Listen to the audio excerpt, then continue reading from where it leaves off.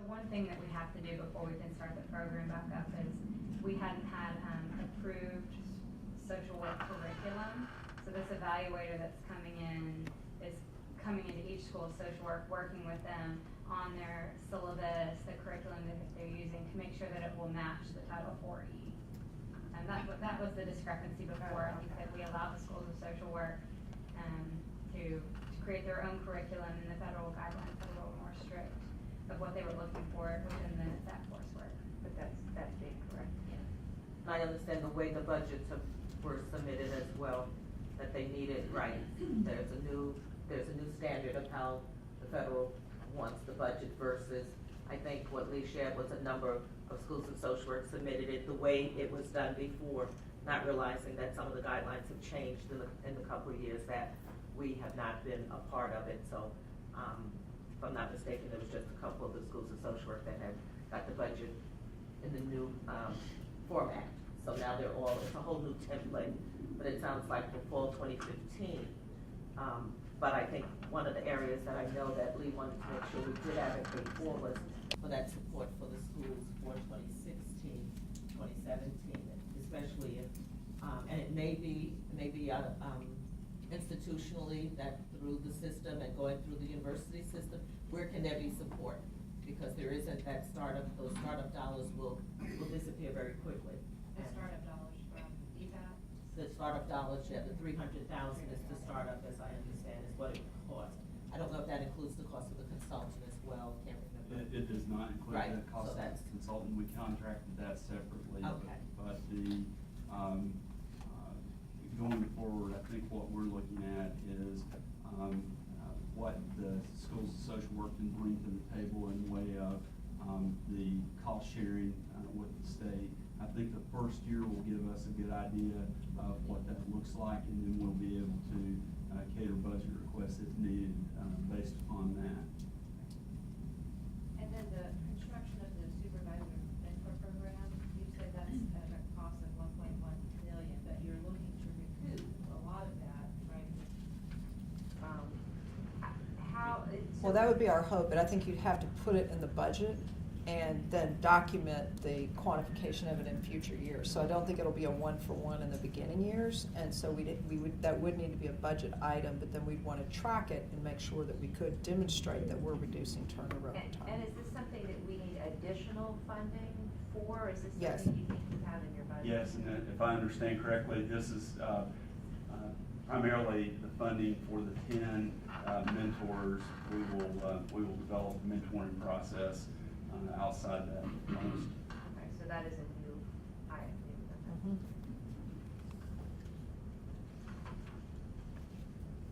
And the career path dollars would also be incremental spending, Stephanie, and that would be dependent on if we had, I mean, we talked about if we had $1 million, we would design the program around $1 million. So that would really be dependent on the pool of dollars that would be available, and that would be used to then, for Bobby and his team to design. We'd have to make sure we're consistent, so that's why it would drive the design of what you use for the criteria to make sure that your criteria matches up in a fair and equitable way with the dollars that are available, and then how to sustain that going forward. And that would help us bring compensation closer to market. So it does two things. It rewards specific skills that we want to continue to develop, but it also helps to move us closer to market. And then the last one is the GPS panic type device thing. I know that Georgia Tech has agreed to work in kind with us, but in looking at your additional recommendations to pursue private funding, would you think that this would be one opportunity where private funding might have a role? Some of these others are state budget kind of items, but as we go through this, I think it's important to also look through the lens of where might private funding come in. And it seems like this panic button thing might be one, but I don't know. Yeah, no, I think it's definitely worth pursuing. We don't have any idea, unfortunately, unless, Bobby, you've heard anything that I haven't, that we don't really know what the cost of that is, but it does seem logical, Stephanie, that with all the technology related companies that, and this is I mean, you would have to maintain it over time, but it would probably be a more significant one-time expenditure, that this could be something that we could go to corporations or private foundations and seek funding for. This also might be something that we could cost allocate to one of our federal funding sources so that the federal funding would cover at least part of the expenditure. So those are all options that we will have to consider.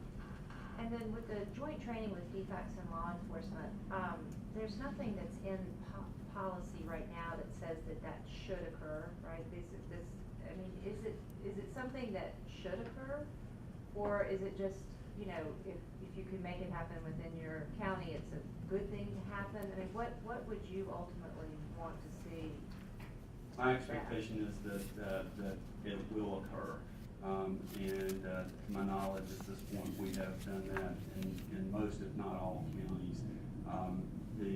As a matter of practice, having been a social worker in the same circumstance myself, I can't imagine having not had regular contact with my law enforcement agencies so that they would know the kind of work that I was doing, the areas that I was visiting, be able to inform me of the dangers that may be present in specific areas.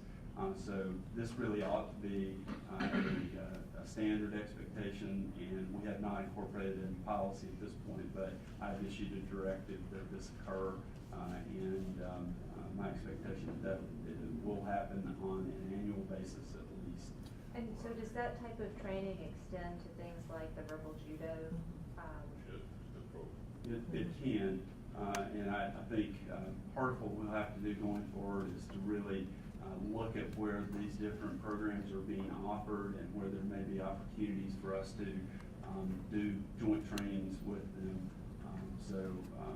I think that's always desirable if you can do it, because you not only gain a new skill, but you also build relationships Right. in doing it. Mr. Chairman, Miller, did you have I something? agree that verbal judo is a wonderful program for people trying to deal with unpleasant circumstances, somebody's screaming at you, not letting that accelerate and bring it down to reasonable conversations. And you get this program set up, you can do it within the agency, train the trainers type of thing. You have people who are qualified to do that and not have to bring in consultants at a cost to you. There will be a one-time consultancy cost that is involved there, but we will set it up such that we will have the ability to train our own staff going forward, and that will be self-sustaining from that point. And we talked about the 10 supervisor mentors would also be wonderful resources to help with some of this training across the state. Bobby, when you were talking, would it be helpful when you talk about getting it into policy that your staff would work with law enforcement, would it be helpful for us to recommend that there's some expectation of law enforcement that they would also partner with DFACS? Would that be a helpful recommendation to come out of this so that? I hesitate only because I don't know how law enforcement would perceive it if we mandated it. I think law enforcement, in my experience, has been very willing to engage with us in this kind of training. So I would have to think about that more carefully, and I think we need to consult with law enforcement groups before we did any kind of mandating. But if the governor suggested. Oh, yeah. I was gonna say, that's one thing, I know one of the governor's expectations with all the agencies is that you don't work within your Siloed, you have to come down and work together. And I think he could, you know, issue a similar kind of directive that, you know, law enforcement should partner up with DFACS, especially when there's training involved, because, you know, you all benefit from it. And I think that's a message he could send loud and clear without it being a direct. That was part of what happened when we did the training and the linkage between the counties and the law enforcement agencies initially. The governor's staff worked with the commissioners, several state departments, with Director Keenan at GBI and his staff, with the Department of Corrections and their staff. And they really assisted us in getting the county departments and the local police departments involved as well. So I think even without the governor having issued any kind of order, just the fact that we have these state level agencies that were so engaged, really assisted us in getting this done. And, you know, when you talk to local law enforcement, what you'll find is that they do see this as kindred work, and they understand the kind of dangers that are involved. So I've not had any kind of resistance to this. I think the primary problem here was that we had gotten so busy managing cases that we had failed to attend to the relationships. And that's part of what you have to do to be a top performing agency. Becky? One of the things I would like for the council to look at is the post-training, because it would be important to know what are the officers being trained in terms of child welfare, and have we even updated it in the intervening years as the law has changed? Because we've done a very good job through post in dealing with issues around domestic violence. So it seems to me we could do the same thing with child welfare through that post-certified training that law enforcement needs. For the law enforcement officers. Bobby, do you know what the protocol is for updating their training around child? I do not, but I think. Yeah, we can look into that. And we've been working with them actually on updating, around the new mandated reporter laws, and have sent them our new mandated reporter training so that they're familiar with it and can start to incorporate it into their post trainings. But as far as maybe teaching their officers what our investigation route looks like and how to partner, that we have not taken a look at.